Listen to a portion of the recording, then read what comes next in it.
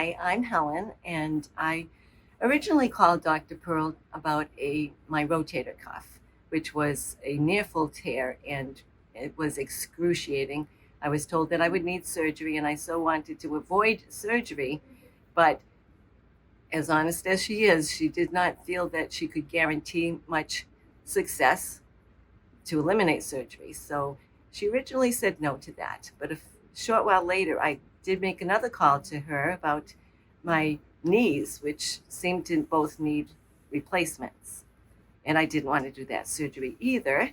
Dr. Pearl has had success with other patients. I had actually looked at other videos to see the success that they've had and was encouraged by that. So we did get the appointment to do the knees, both knees at the same time for the bone marrow and the PRP. That when I came in, I asked also if she could do the shoulder, and she did agree. Again, looking at it, it didn't seem like we could expect much. Well, I can tell you that the shoulder, which the tear was so excruciating that I couldn't really move my arm. I would keep it basically in a hanging position for months because I was avoiding surgery. And I couldn't sleep at night. I couldn't find a comfortable place to be. So I can tell you now it was 100% better within 3 months after the procedure.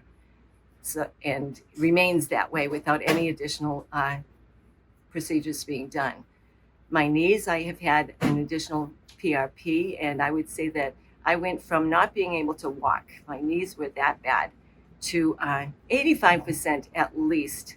I'm finding that I did just have another PRP to try and to increase that level, but I am totally happy with the procedures and the amount of use I can have out of these knees that I didn't have before. I would do this again. I would suggest it to anybody.